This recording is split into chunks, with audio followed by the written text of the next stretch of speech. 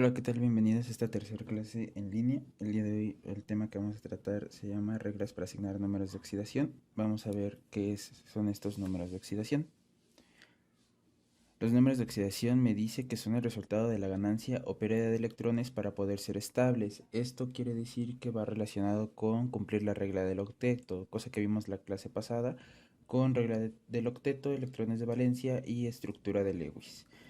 Para esto, para asignar estos números de oxidación, hay unas reglas que nosotros debemos de seguir con unos elementos específicos, así es que vamos a conocer cada una de ellas. Entonces vemos reglas para asignar números de oxidación.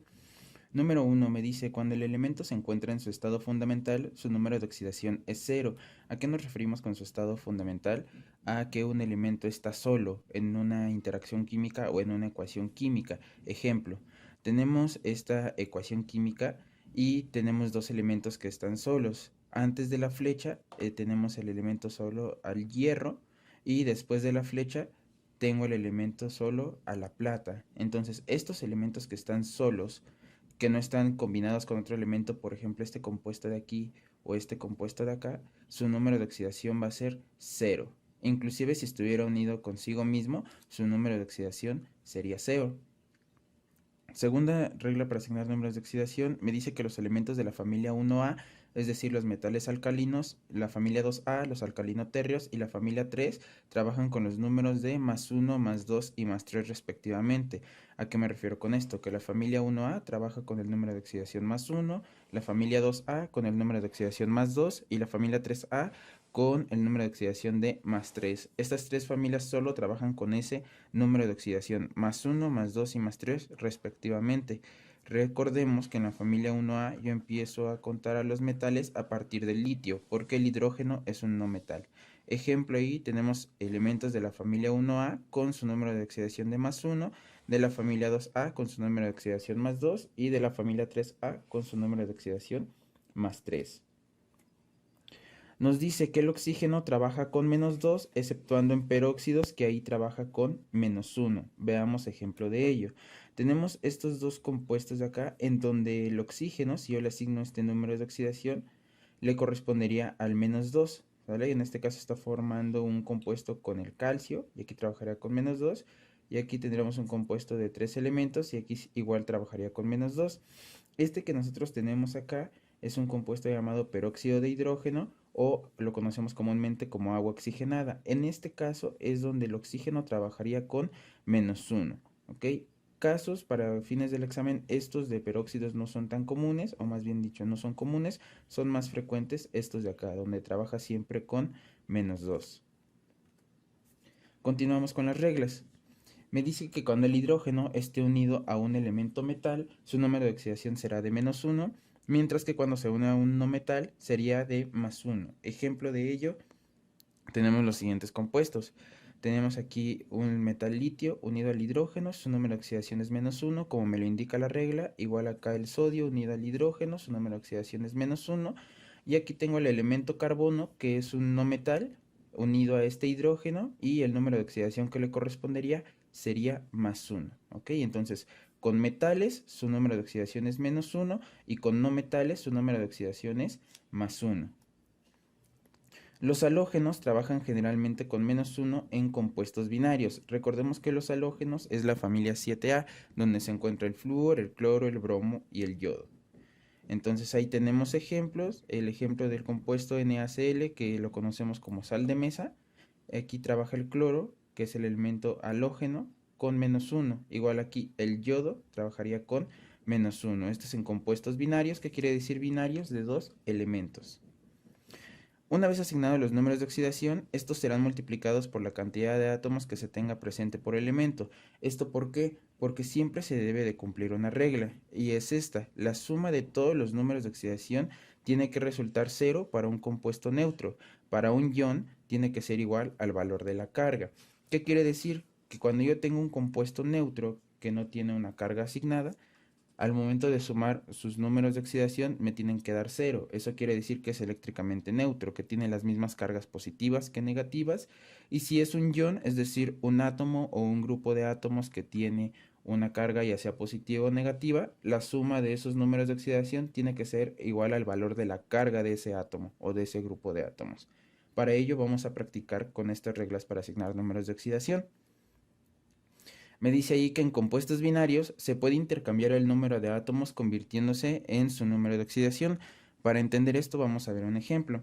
Tenemos este compuesto que tiene 2 átomos de aluminio y 3 átomos de oxígeno. Vamos a poner en práctica esto que me dice. ¿Qué es lo que va a pasar? Yo voy a tener mi fórmula y este 2 que yo voy a tener aquí lo voy a intercambiar a la parte superior del oxígeno y se va a convertir en su número de oxidación. Es decir, este 2 lo voy a desplazar para acá arriba y lo mismo voy a hacer con el 3 del oxígeno. ¿Sale? ¿Y qué carga va a tener cada uno? Cuando yo tenga un compuesto binario, el primer elemento siempre va a llevar un número de oxidación positivo y el segundo va a llevar un número de oxidación negativo, salvo en el hidrógeno y en algunos casos, pero en la gran mayoría así va a ser, siempre positivo y el segundo negativo. Es decir, me va a quedar lo siguiente. Este 3 que yo lo cruzo para acá me quedaría como el número de oxidación del aluminio y este 2 que tengo aquí del aluminio me quedaría como la carga del oxígeno, ¿ok? Y esto se cumple con las reglas. El aluminio está en la familia 3, trabaja con más 3 y el oxígeno siempre trabaja con menos 2. Ahora, para que sepamos que es eléctricamente neutro, multiplicamos el número de oxidación por la cantidad de átomos que tenemos presente en el compuesto y al sumar o restar me tiene que dar 0. Entonces yo multiplico más 3 por 2 y me da más 6 y yo multiplico menos 2 por 3 y me da menos 6. Si yo sumo más 6 menos 6, el resultado de esta operación es 0. Quiere decir que este compuesto es eléctricamente neutro y el número de oxidación del aluminio es más 3 y el número de oxidación del oxígeno es menos 2. Luego me dice que en compuestos con iones poliatómicos, si se conoce la carga del ion poliatómico, se puede intercambiar el número de veces que está presente el ion poliatómico, convirtiéndose en su número de oxidación, es decir, un compuesto con ion poliatómico. ¿Qué es lo que tengo que hacer aquí? En este caso voy a hacer algo similar a lo de compuesto con aluminio y el oxígeno. La cantidad de átomos que yo tenga de calcio lo voy a intercambiar y se va a convertir en el valor de la carga del ion, mientras que las veces que yo tenga presente este ion poliatómico lo voy a intercambiar y se va a convertir en el número de oxidación del calcio.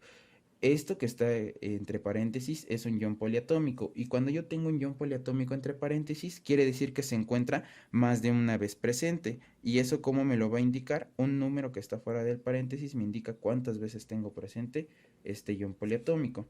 Entonces, separamos estas dos partes, sé que el calcio está en la familia 2, entonces va a trabajar con el número de oxidación de más 2 y el hidróxido lo voy a trabajar con la carga de menos 1. Para esto nos apoyamos en la tabla que tenemos de iones poliatómicos en la teoría. Entonces, tenemos nuestro compuesto, conocemos la carga de cada uno de ellos, intercambio el número de átomos de calcio para el hidróxido y lo mismo hago con el hidróxido para el número de oxidación del calcio, resultándome lo siguiente, que el calcio tiene un número de oxidación más 2 y que el ion hidróxido tiene un número de oxidación de menos 1. Vamos a comprobar si al sumar estos números de oxidación me da 0. Para ello debo de recordar que multiplico el número de oxidación por la cantidad de átomos presentes. Entonces más 2 por 1 me da más 2. Y aquí menos 1 por las dos veces que yo tengo presente el ion poliatómico me da menos 2. Entonces si yo a más 2 le resto más 2, el resultado de la operación es 0. Quiere decir que este compuesto es eléctricamente neutro. Cuando tengamos un compuesto y no se conozca por las reglas algún número de oxidación, se determina cuando se realiza la multiplicación del número de oxidación y el número de átomos para conocer el número de oxidación faltante. Para esto tomemos el primer ejemplo que nosotros tenemos en la tabla para practicar en la teoría, que es el siguiente compuesto. A nosotros nos van a decir, determina el número de oxidación del elemento carbono. ¿Por qué del elemento carbono? Porque hay una regla que me dice cuál es el número de oxidación con el que trabaja el calcio, porque sabemos que el calcio está en la familia 2A y trabaja con más 2, y también tengo conocido por una regla el número de oxidación del oxígeno, que siempre es menos 2. Entonces no hay alguna regla que me hable del carbono ni de la familia 4, que es en donde se encuentra este elemento. Entonces yo tengo que calcular este número de oxidación y yo tengo que hacer lo siguiente. vamos a separar cada elemento con un diferente color para poder diferenciar cada número de oxidación. En este caso, nos guiamos de las reglas para asignar números de oxidación. El calcio, como se encuentra en la familia 2A, voy a decir que trabaja con el número de oxidación de +2. Y el oxígeno, hay una regla que siempre me dice que trabaja con -2. Entonces, ¿qué es lo que hago? Conozco estos dos números de oxidación de los tres elementos que tengo. Entonces, procedo a realizar la multiplicación de los números de oxidación conocidos. Multiplico +2 por 1 y el resultado va a ser +2. Multiplico -2 por 3 y el resultado va a ser -6. Recordemos que yo lo que necesito es que al momento de sumar esto me tenga que dar 0. ¿Sale? Entonces, yo lo que tengo que hacer es buscar un número que multiplicado por 1, porque nada más tengo un átomo de carbono, y al sumarse o restarse con estos números de oxidación que ya tengo aquí determinados, me dé 0. ¿Cuál es ese número de oxidación que le correspondería al carbono? Pues sería un +4. ¿Por qué? Porque si yo multiplico +4 por 1, ya me da +4. Y ahora sí ya puedo decir 2 y 4 me da 6, -6, y ya tengo como resultado 0. Así es como nosotros podemos determinar los números de oxidación cuando yo desconozco el número de oxidación de un elemento.